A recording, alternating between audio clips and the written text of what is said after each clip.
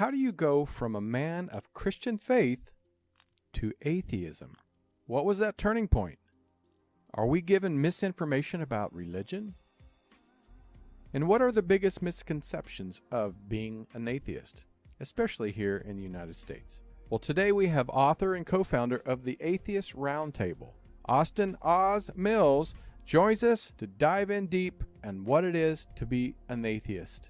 I'm Tony Sweet with Truth Be Told. Please welcome to the Truth Be Told studios for the first time, the one and only Austin Oz Mills.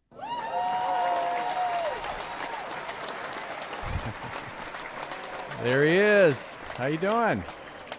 I'm good. Thanks for having me. I've been looking forward to this. I have been looking forward to this too. I'm all about talking to people of different religions, different thought, different ways of life, just because I think the more we understand each other, the better the world's going to at least hopefully get along. And so when I heard that a man of faith, of Christianity, that switched to atheism, I was like, oh my gosh, how in the heck did this happen? So I would love to just dive right in and tell us about your background, how you grew up in the Christian faith, and then we'll get into how you made that transition. So please. Yes, absolutely. The way I usually try to start this off is my earliest memories as a child were one of two places. Was either at church with mom or at the baseball diamond with dad. Right. Those really the only things I remember, but it was God and baseball. That's all I knew. So my mom growing up was a music pastor, praise and worship pastor, however you want to title it. But so it wasn't, we weren't just there every once in a while. We, especially my mom lived in that building. Mm-hmm. And, so there was Sunday morning service, Sunday evening service, there was Thursday night service, then there's all the rehearsals and all those things. And then, of course, we had to be involved in, my brother and I had to be involved in anything and everything from, Sunday school to junior church to youth group, and anything and everything there in between. And, when you're immersed in it and Mm-hmm. indoctrinated into it, it's your world. It becomes your identity. You only see the world and experience the world through, either through that filter or through those lenses. So, Mm-hmm. we grew up in a very charismatic evangelical, form of Christianity here in America. Right. And it was, you don't question anything. Right. It's you believe it. It's God and faith over everything. And if you do have even a morsel of doubt or question, it means that you need to pray because the devil's getting you. The devil's after you. You need to pray more, pray harder.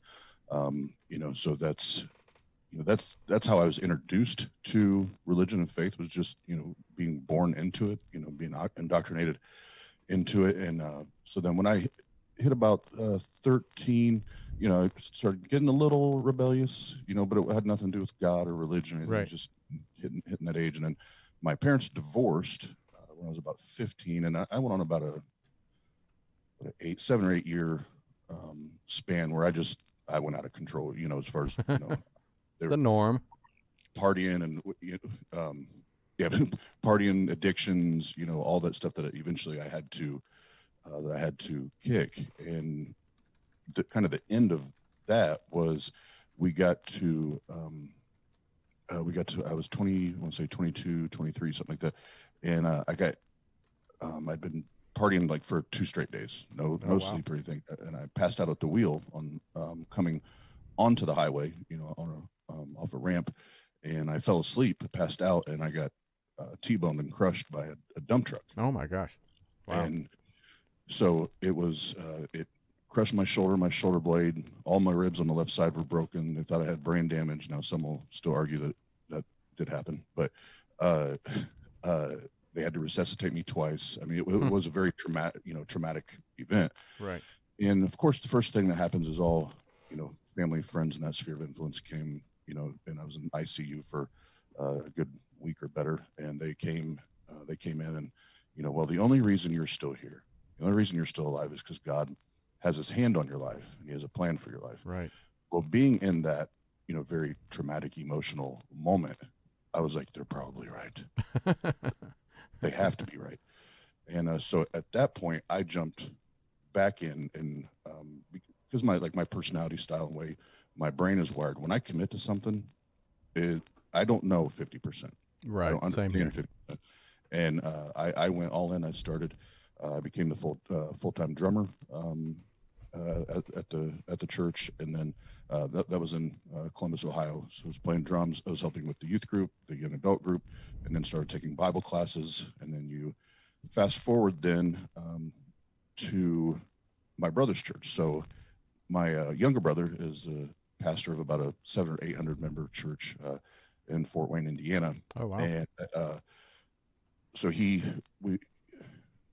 helped him launch that church, and then, I started playing drums there, running sound, doing anything that he needed me to. And I was speaking, and one point oversaw all the small groups, Right. at the church. So it, again, very, very involved and very passionate about it.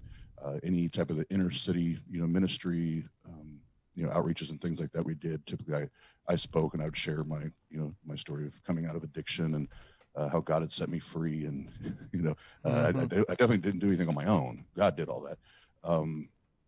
So I would do that. And then well, I don't want to get at myself because you probably have other questions, but that's what it looked like for me. And that was up to about 4 years ago. So I was about 30, 34, 35. 35 was when you started, like, the realization. And if you, when it started I started seeing the cracks. Right. Well, it's funny. When I grew up in Kansas, the Bible Belt.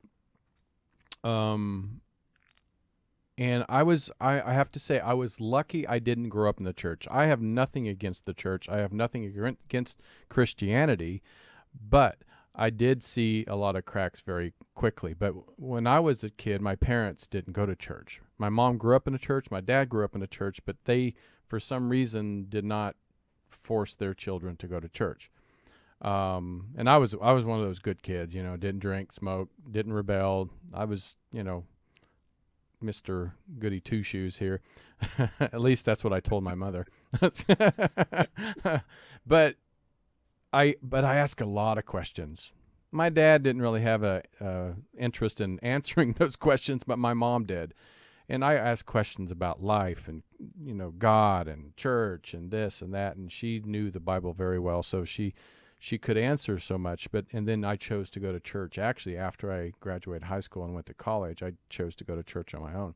But I did see a lot of politics very quickly in churches. And I always questioned a lot. I don't know, maybe that's the Sagittarius in me, the seeker of truth. And I just never I felt comfortable in the sanctuary. I felt the love of God in the sanctuary, but it was the people and sometimes even the preachers, the leaders, that made me question things by the way the judgment of other people, the fear of God. I never understood why we have to fear of God when, God is love. So there was a lot of contradictions of each other. And so I think that's where I started asking very early on. And that's when I started looking at different religions, not to join them, but I just wanted to find out more about them. The Buddhist and the, Hindu and whatever religion was out there. I just would go to their temples or whatever, and just to listen to them. Not to join, just to listen. And that's when I realized it's, we're all the same. We just want to worship differently, or a God of a different name, but it was all the same God.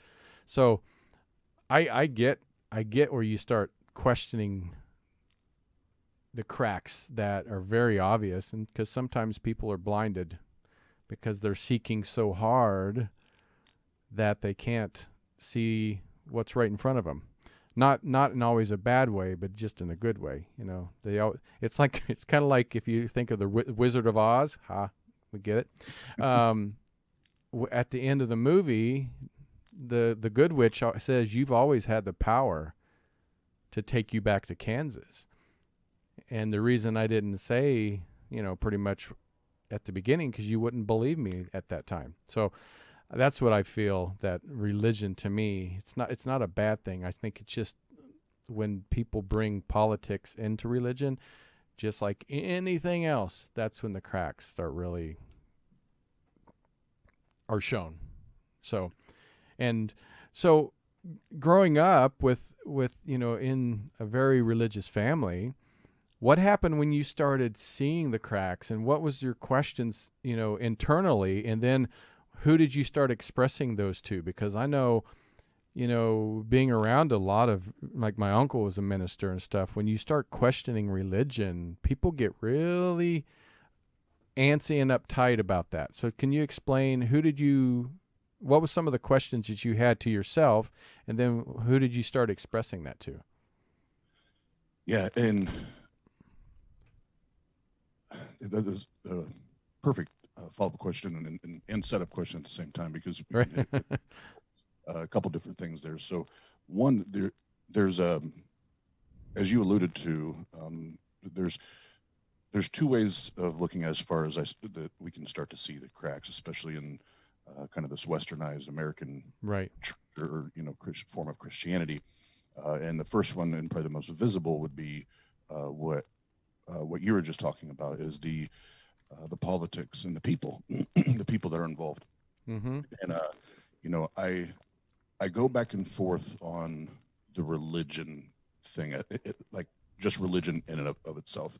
I think in some ways, when I look at it, it's okay. If we just took religion and say it's this thing that we can put in a box, mm-hmm. you could take it and put it in a box and just set it on the table, and nobody gets to touch it. I mean, it's not going to be harmful, right? It's just gonna sit there. It's when these assholes get a hold of it, mm-hmm. Mm-hmm. and use it as propaganda or fear, manipulation, tools to do to harm people, and right. So there's that. So then I'm like, okay, but then why do we need religion at all? And then I start to see all the quote unquote evil that's done in the name of religion, and then I slide back over to the Christopher Hitchens side of the argument, where it's religion poisons everything, right? Because it still remains true, because it's the religion poisons everything, but it's the people using the religion that poisons everything. So it's kind of a bit of a spider web there. But so for me, the first cracks that started to reveal themselves was the people, because I was involved with the leadership, right? I was part of that, so it's kind of I had a blind eye, I guess you could say, too. Like I didn't notice it because I was in it. What did it for me is there was a Sunday where again, in my brother's church, it was one of the, I mean, it may be the only one, but if there was more, maybe one or two other times it happened, but there was a Sunday that I didn't have to play drums.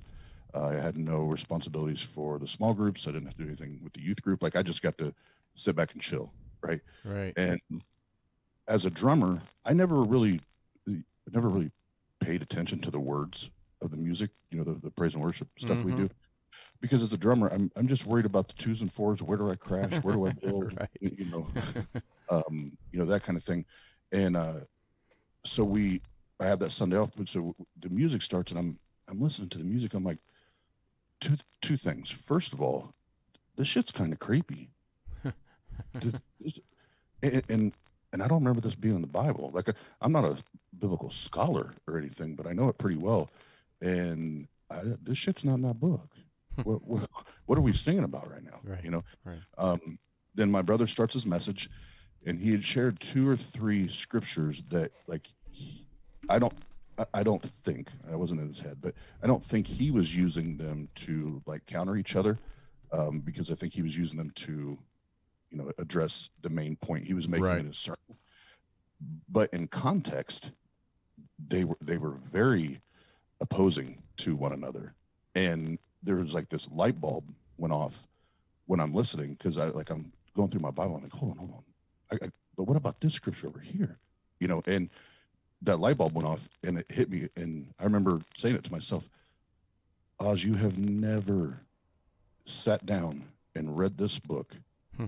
by yourself, for yourself, without the lenses of your indoctrination, without the lenses of a pastor or mom or dad or youth pastor. You've never did this, and you've never been critical. Right. You've never applied critical thinking, and you've you said a little bit ago that you've always been the curious one, Right.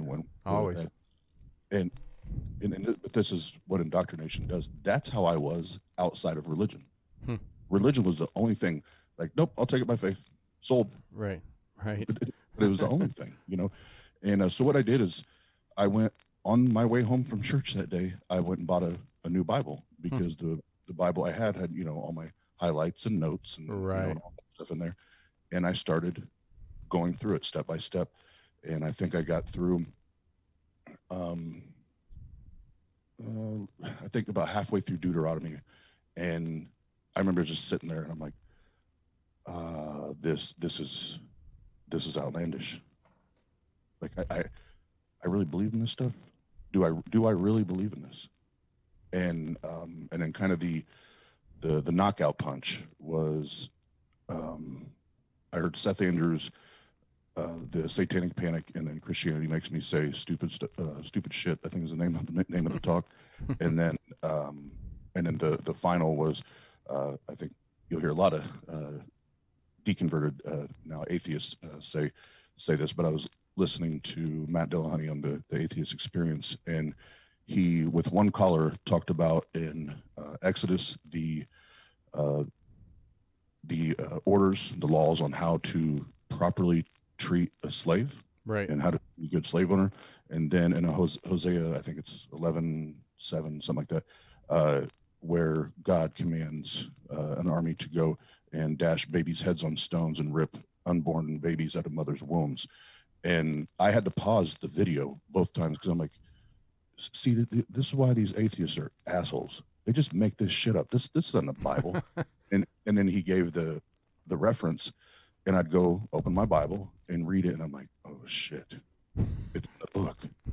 And then when I read the second one, and I did the same thing, oh shit, it's in the book. I remember I sat back. This was when I was living in my apartment downtown, and I remember I sat back on my sofa, and I was like, I have no good reason to believe this. This is crazy. And it was like, in that moment, it was like it was like a weight and like this anxiety off of me.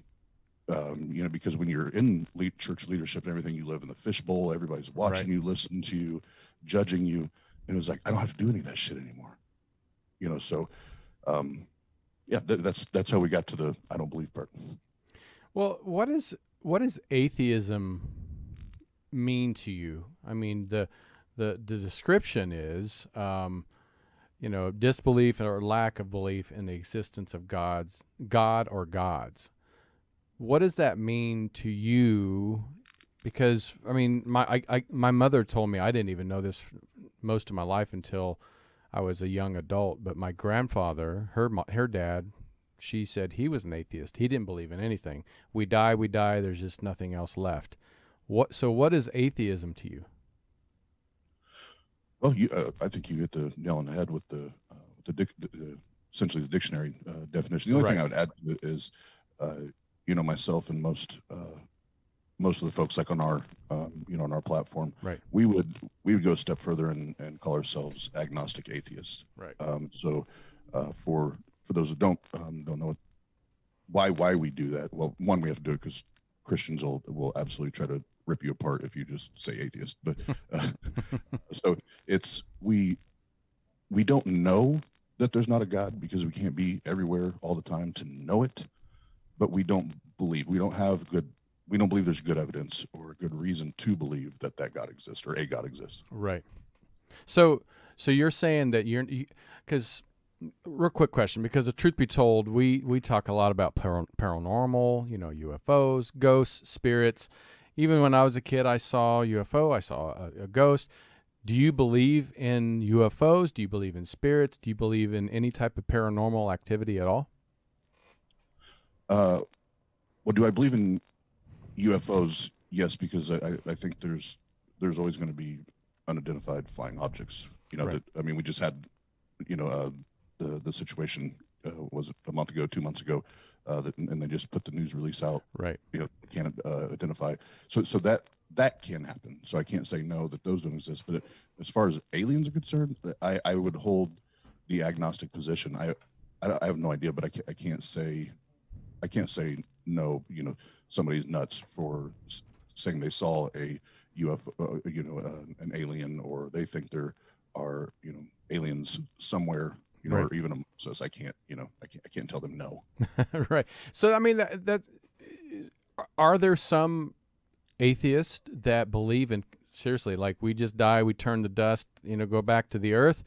And because I'm glad you said that, because, and I think this, I guess, in a way, faith is kind of in that realm of saying, not necessarily there's a God or even Jesus. Let's move that out of the equation just for a second. But there's an existence that created the heavens and earth, and the universes, and potential of UFOs, aliens from another life. The potential is there. We do have some evidence of unidentified flying objects. We don't know if that's humans. We don't know if it's future humans. We don't know if it's, creatures from another planet. So can you say that there is some type of, if Christians want to call it faith, or even people saying that possibilities that there is other existence out there and something that created all of this? I don't think. I don't want to get you in trouble with your other atheists, but Oh, no. I'm an open book, so it's perfect. Okay.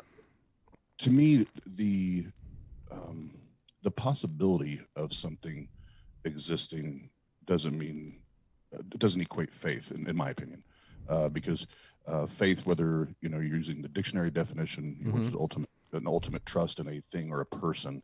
I don't have an ultimate trust that aliens or God exist, Right. but I can't say that I know that they don't. Right.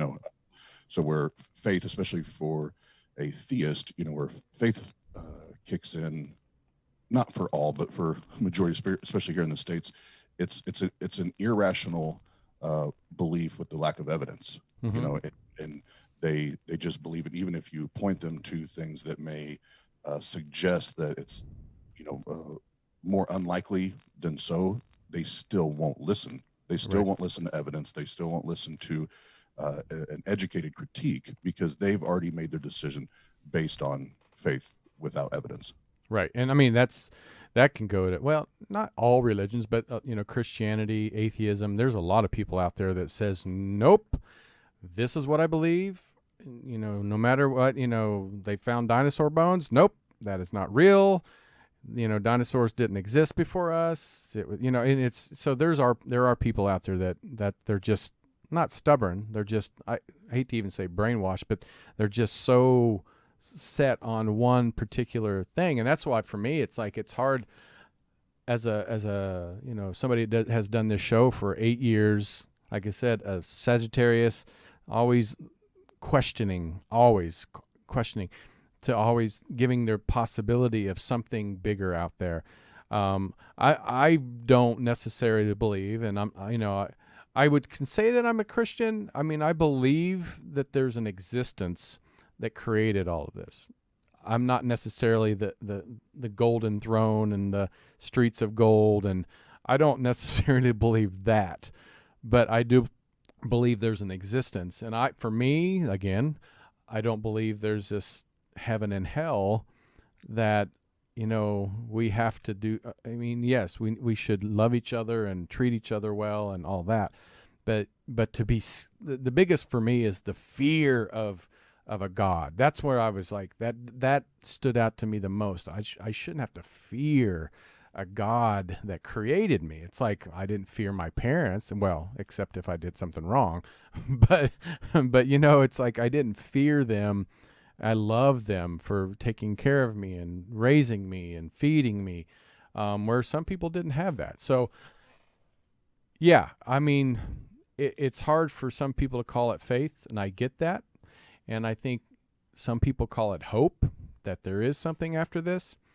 And I guess once you change, not once you change, once you realized the cracks, once you realized your existence as a Christian was not living up to what you felt inside of you to create a better life, how has the lack of that faith or belief changed your life? I mean, you would think that did it make when people have hope and faith, it's like I'm happy, and at least I think it's going to be good. But when you're like, there's nothing there, there might be something there. Are you more of a pessimist? Are you an optimist? How did it change your life when you made this decision or found out this about you and about the religion? Yeah, that's changed a lot, and I do want to something you said there. I did want to Please, anytime. Talking about especially if you study the Bible or the Quran, the fear of God is interwoven into that text, but both the Quran and the Bible. So for Christians and for Muslims that say that God is this all-knowing, all-loving God, Right. I don't know why he would command or require fear from his creation. Exactly. So that's when I always try to point that out, because I won't go through my example, but my favorite Bible story to use when talking to Christian theists is when God ordered Abraham to take Isaac to the mountainside Mm-hmm. and kill him. And when, as soon as he was about to sink the knife into Isaac's chest, the angel of the Lord appears and says, "Oh, don't stretch your hand out and harm the boy. You have proven that you fear God." It's like, wow, that's not fucked up at all. Right. You right? Psych. You took the words out of my mouth. Psych. I was just a joke. Yeah. But yeah, to answer your question, I think to best answer that, one of the questions I like to ask when, anytime we're going through like a Socratic line of questioning, or like the street epistemology style of questioning, is I always like to ask people, can truth lead us to both, can faith lead us to both true and untrue things? And I think most of us will say yes. So then if we know that it can lead us to true and untrue things, is that a reliable pathway to finding true things? Right. And now that answer is going to vary. You can start to kind of dig in from there. And I remember when I kind of took myself through that kind of Socratic line of questioning, and when it came to the faith part, I was like, man, I don't know what faith has done for me. I don't.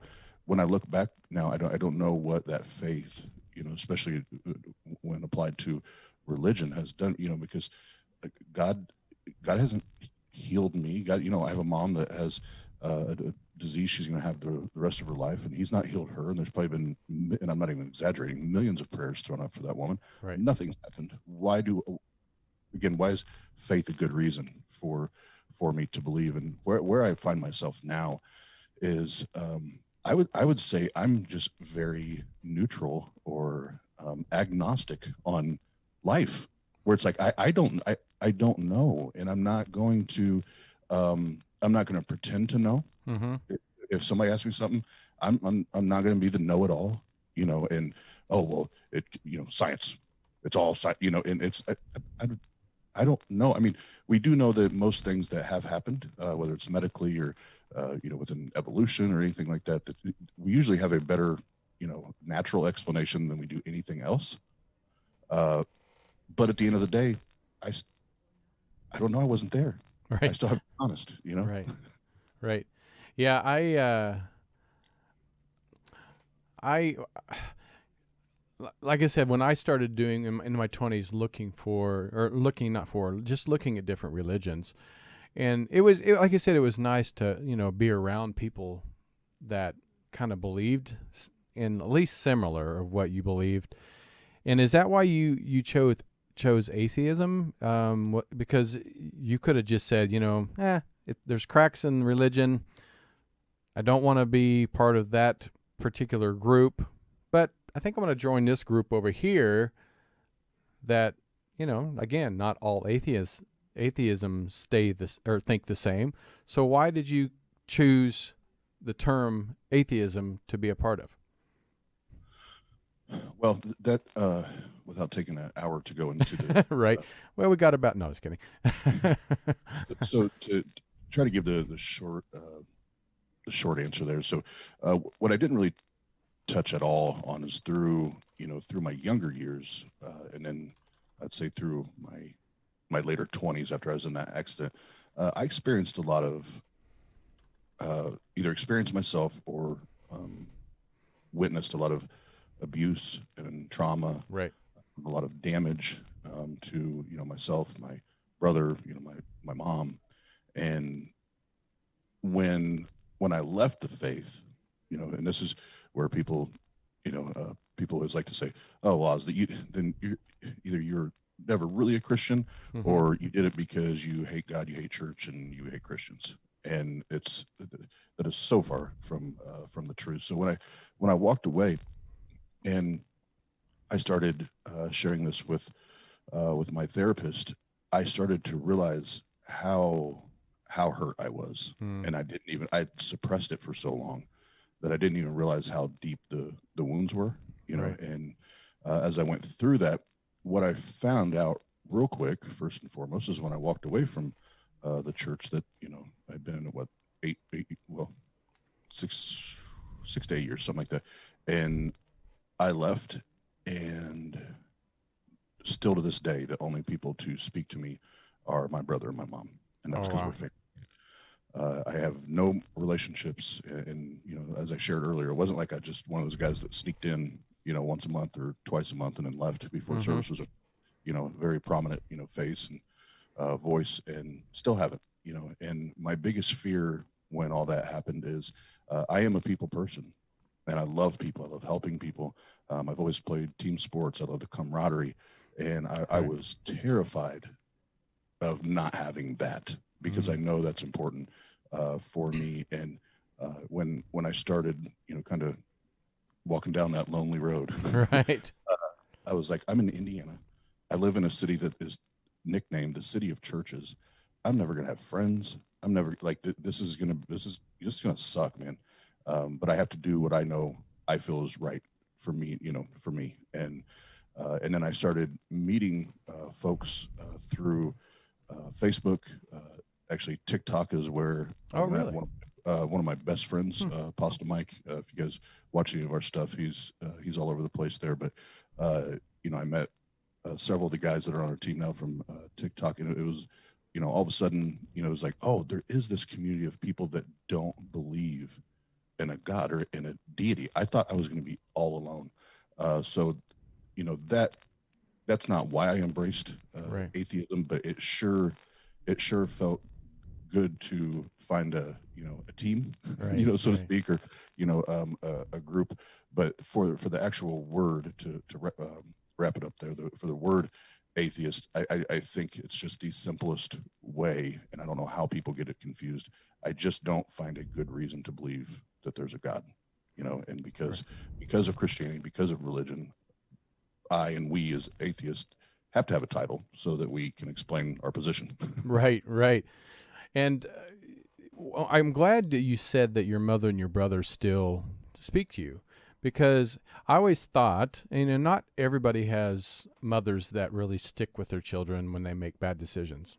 And I'm not saying yours is a bad decision, but in their mind, it was a bad decision, because I think every decision that we make is, God, gave us free will, as they say. So our decisions on this planet, if there's a consequence, then that's something that we have to go through. But when I see mothers that love their children, no matter what they do or what they choose or how they make a decision, that's also when I say that there's no love greater than God's love. And I'm thinking, if your mother can still love you with whatever decision that you made, are you telling me that your mother's love is better than God's love? Because to me, that's what God's love was about. If you want to really think about how, God should be, if you believe in God, like I said, I believe there's a universal, I'm not going to say master, but a universal creator. There we go, a creator. Because they created us for a reason, and I don't feel like it's necessarily to worship them.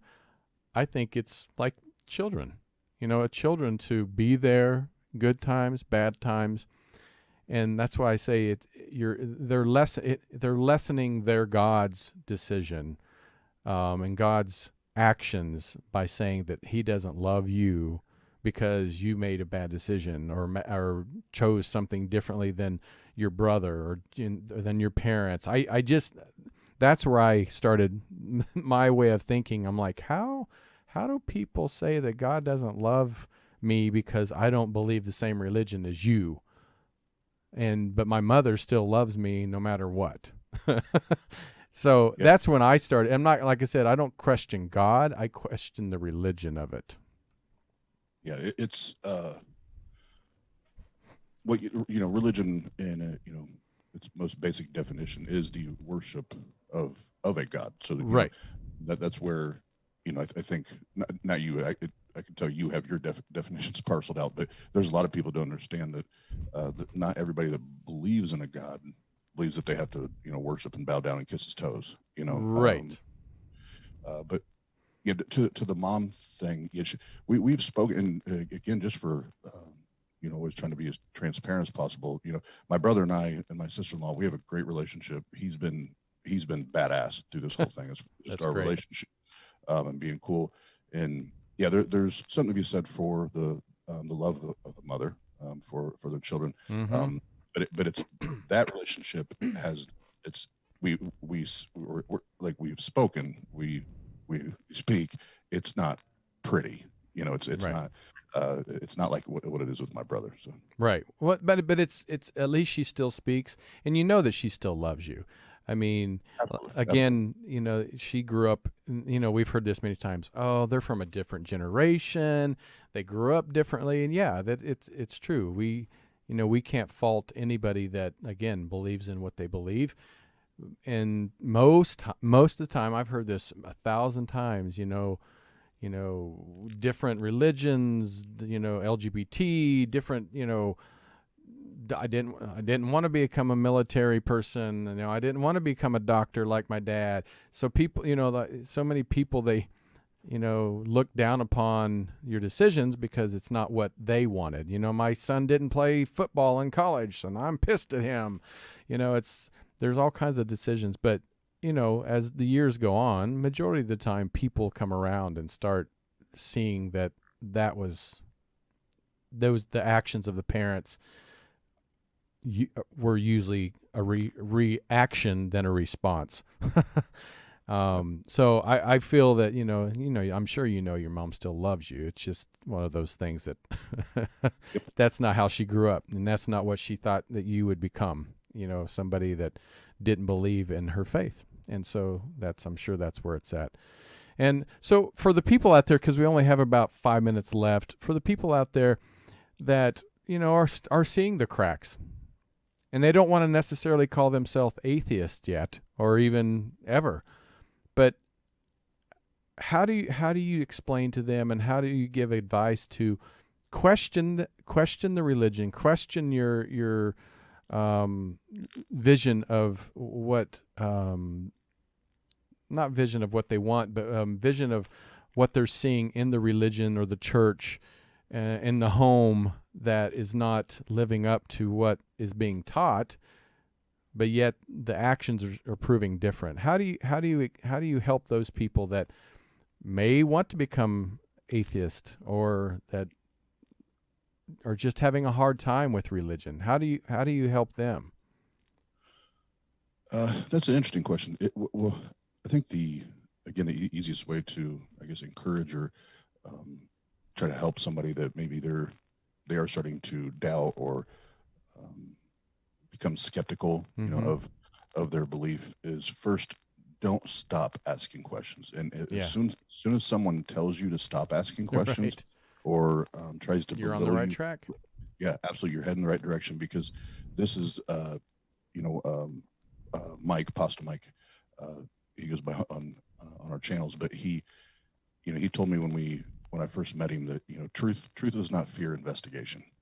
So Right. keep asking questions, and if it's true, they're not worried about you asking a billion questions. If anything, they'll welcome it, you know, because it shows you're hungry and you have the desire to seek true things. And then ask yourself, you know, do I want to know or believe more true things than not? And if that's really where you're at, then dig in, find the people that you know that you can trust on either side of the, you know, table, whether it's Right. the atheist, agnostic, whatever, and the theist side, and ask all the tough questions. And in that process, there is no such thing as a dumb question, because you're seeking the true things, right? So ask, you know, doubt everything, question everything, and keep going until you hit your position where it's either you are convinced Right. that thing exists, or you're just not. And that's what happened to me. I just, like I shared earlier, I'm not convinced anymore. Right. I'm Right. not convinced. So Well, we're unfortunately we're out of time, but I'd love to have you, you know, guide people. I mean, there's a lot more questions, and maybe we can even have you back for a part 2. But you know, if people want to reach out to you, listen to your podcast, how do they find you? yeah, if you go to the YouTubes and just put in the Atheist Round Table, or you can put Tang, like the old drink, Tang. If you put that in there, we'll pop right up. Awesome. Well, as always, I think, you know, thank God for people like you. No, just kidding. But no, I really appreciate you coming on and being a part of the show. We're always trying to bring new things to our audience, and I always say, for selfish reasons, I'm always bringing on shows that I have an interest in, and just not saying I'm interested in becoming an atheist, but I'm interested in the way of thinking and the thought and how people chose this path. And I admire what you're doing and spreading the word for your truth. So I appreciate it. Thank you. You got it. And everybody, thank you for tuning in and being a part of the chat room. Thank you for the conversations, and we hope to have you back every week. We won't be doing a show this Friday, but a week from Friday, because I'm going out of town. I'll be filming another Truth Traveler segment, so please be a part of that, and make sure you share this show and leave comments and like this, please. And until next time, I'm Tony Sweet with Truth Be Told. Thank you so much. Bye. This has been another episode of Truth Be Told. Thank you so much for watching. Recorded live at UBN Go Studios in Burbank, California. Join us on social media: Facebook, Truth Be Told Radio; Instagram, Truth Be Told Paranormal. Go to Truth Be Told Worldwide for more information on upcoming shows.